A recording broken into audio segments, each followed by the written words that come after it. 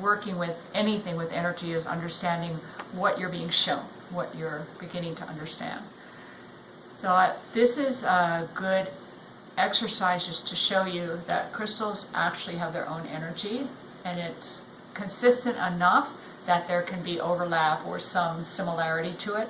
There can at times be a big difference, like somebody can hold a crystal and this might be very aggravating for one person because this might be stimulating some old issues, and then someone else holds it and finds it comforting.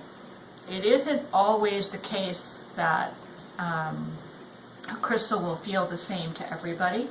There can be a different reaction to it based on what you're going through and what the crystal is doing for you. But in this case, we were not really asking the crystals to work. We were meeting them, saying, who are you? Not saying, do something for me, or what do you do, or I'm having a relationship with you now. We're just asking, who are you? And that's what you were meeting, was that energy, is who are you, right? So you might meet a crystal and say, who are you? And it feels all wonderful and peaceful. And then you say, I'm going to put you on my solar plexus, and you get this horrible feeling. And that is, no, don't put me on your solar plexus. That's not a good place for me to be. So it's different to have an introduction compared to a relationship. Just like with humans, you know, you first meet somebody, they're nice, blah, blah, blah. Then you hang out with them for a while, it's a whole different story. What you find out from them, right? And what happens with them is a whole different story. So one of the things that we learn to do here in the meditation classes is we accept whatever we're given, and then we let it sit so that hopefully at some point we'll understand it in a better way, instead of going, that's weird and I don't get what that means yet. Let's see if you can pull out your own crystals, one that you want to work with a little bit, and first get to know it. In other words, pick a crystal and just kind of ask, who are you? And see what happens with that. Now we're going to do the same thing again with the crystal, except you're going to start asking some questions.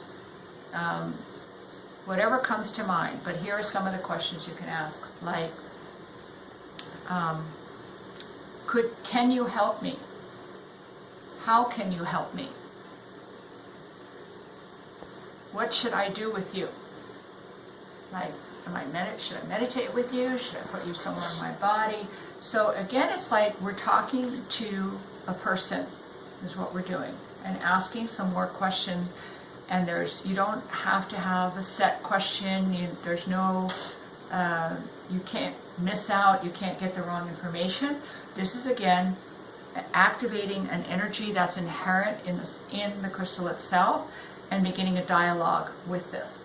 You may or may not get clear answers. You may just ask, like, should I meditate with you? And it may just feel like everything goes dead. Well, that's your answer, dead energy, right? So you have to see how you are spoken to again. You may see a flower wilt, and that goes, yeah, not going to meditate.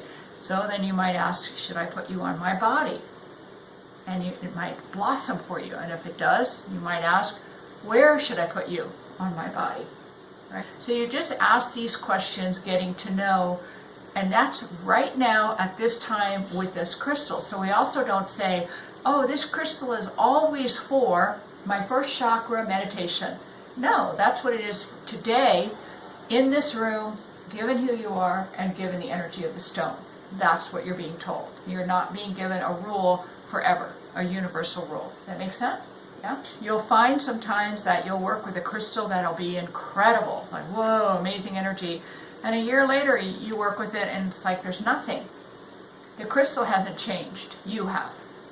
So this might be a very high vibration for you when you start, and a year later, your energy is so much different that this might be now a soothing energy for you and not a very high vibration anymore for you at all. So this is learning to have maybe a courtship with a crystal in order to have a relationship with it. And in the future, if the crystal has a different job and a different healing energy to offer you, you'll be able to hear that very quickly because there's respect. Make sense? So try again. This time take it a little bit deeper, asking questions. If you have journal material, you can ask the question, open your eyes right. Ask a question, open your eyes right. So you don't have to stay in a deep, deep meditation. This is getting to know this energy here, so you don't have to stay in it, stay in it, stay in it. It's just more like really tuning into that energy, getting to know it, and then pulling back enough to keep it in consciousness. So let's now also then pick another person you want to meet, another crystal that you want to work with, and let's do the same thing again and find out who this being is and how this crystal can help you right now, what relationship you should be in. Are you for healing? Are you for meditation? Are you helping me with earth things? Are you helping me with spiritual things? Just like you would talk to a person, like if I were to talk to Carrie and say, well, what do you do? And you do this here, and more questions to be curious, right? So don't be afraid. Again, this is getting to know this being, this person. And if you don't understand something, you can say, I don't understand. And you may or may not get clarity. You may be shown something else, or you may just be told, well, you don't understand yet. You'll understand later. Again, nice and relaxed, nice and gentle, curious, friendly, getting to know someone else. See what happens. Again, when we start, if you ever start working with people with crystals, and you get to know the basic nature of your crystals. So let's say you have a man show up who is not, he's kind of stuck in his life. He's being very passive. You might automatically think of your male crystal then. Like, oh, he needs male energy. So it gives you a jump start of, are you the right one for him today? Are you the right one for the job? Because you already know your crystal. Right. Does that make sense? Yeah. Like there's a predominantly male energy, predominantly female, and you're getting to know the personality. So instead of having to go through a book and say, okay, this one is good for male energy and this one's good for the heart chakra, you know these guys already. So like if you're working on somebody or yourself and you know everybody here and you're thinking, well, I really need help with my sadness. Well, one of them is going to say, oh yeah, me, you want me. And I already know this guy, right? So that's the start. Now I'm going to ask some more questions about where should I put you, what should I do with you, etc. But that's the beauty of when you get crystals, you get to know them, you spend some time with them, and you have a relationship with them, so it becomes more of a working team than going just by a book or something. Another way to work with crystals is that you just look at them. And let's say I'm thinking about Andrew, and Andrew has come to me and said he is really pissed off at his mother and he wants to work on how pissed off he is at his mother. So I will just kind of go into an open-eyed meditation, and I'm asking who can help Andrew with his mother's stuff that's going on. And what happens is that you'll find yourself drawn to a crystal. So actually I'm drawn to two. So I don't trust it, right? I'm always a skeptic, so I'm going to try again, right? So I'm going to look away and say, oh, who can help Andrew with his mom's stuff? So immediately I went back to this one, right? This was my secondary one here. It's another way, instead of knowing every crystal, that you use an open-eyed meditation and you notice which crystal you're noticing. That's all you do. You keep going back to that same one, Okay. Let's do two exercises. The first one will be asking, find an issue that you want to work on, like something simple. Don't make it a big, giant story, but something like, I'm overeating a lot right now. It feels like anxiety. Which one of you can help me with anxiety, overeating? Something simple like that, and see what comes up, and then meditate, pick up the crystal and say, should I meditate with you? Should I put you somewhere? Okay? Then after you do that, do a second version of asking for someone that you love. your mother, your brother, your sister, a great friend, husband, wife, where you ask, say you know something about them, like my husband's afraid of losing his job. Which one of you could help him? And just see what you get, right? And ask, if I work with him and you, where would I put you?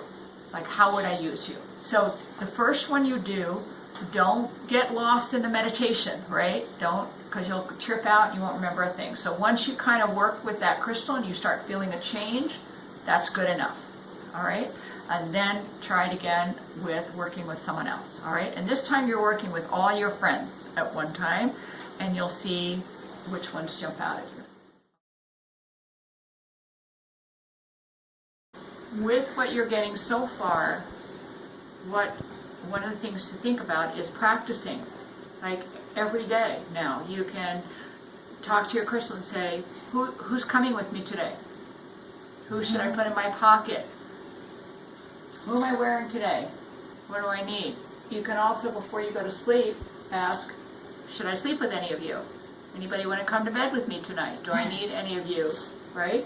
In other words, the more you practice, the more this becomes second nature. Then, if you ever do take a course on how to heal with crystals and a system of some kind, you will actually be able to use that system because you have an energy base for it. Does that make sense? So I'm not against systems. I'm just against that people teach them with no energy base, and they give you a certificate with no energy base whatsoever. I want you to have the energy base, then you can learn Reiki, and you can learn, the crystal grid from the planet Saturn, whatever. If it works for you, it'll work for you because your energy is involved with it, not because it's just book learning. Yeah? That makes sense? So you want to practice with this. Practice with your son. Practice with your animals. Hold a crystal, pet your dog, right? If you have a plant that's not doing well, ask the plant, do you need a crystal? Ask your crystal, can you help this plant? This tree isn't doing well. Put a crystal out with the tree for a while. You can work by proxy with pictures, right? So if you have, like I have a wounded crow in the back, I can't catch him, but he's slowly learning that I'm feeding him, and he's dragging his broken wing. So I could take a picture of him, and I could put a crystal on that picture if I wanted to assist him. I could also meditate, hold his in my mind, use the crystal, but if I want to save time, I go, here's a crow, here's the crystal, I'm going to put them together and let them work on each other. Yeah? The more you work with the crystals, the more they'll work with you also, because that relationship gets bigger and bigger. Just like the more you work with your spirit guides, the more they work with you.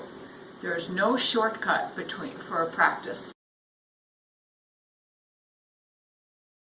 What we're going to do here is learn really to talk to crystals and to sense what they say, what they do, and when we work like that, if we work with a crystal, and this crystal says, this is good for Carrie, and it needs to be put at her throat, then that's what you would end up doing.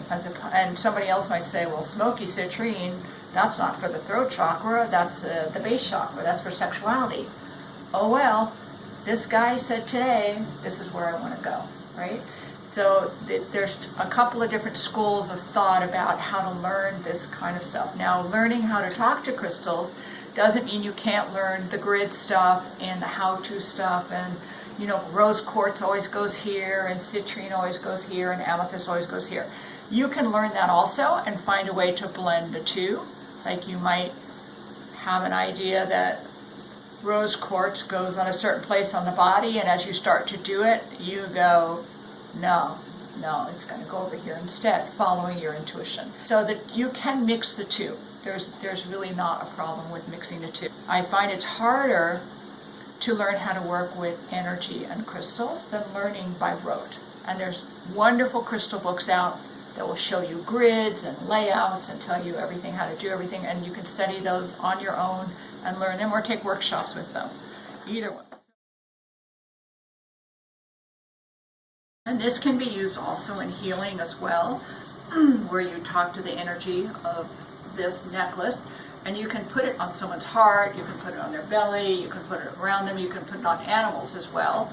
is the other nice thing about working with it in this shape and form is, aside from the cost, is that with animals it's hard to do a crystal layout. They make now there is a magnetic healing bed that's also on top of amethyst crystals. It's about a $2,000 healing bed, and it's pretty cool. It's pretty wonderful to use that.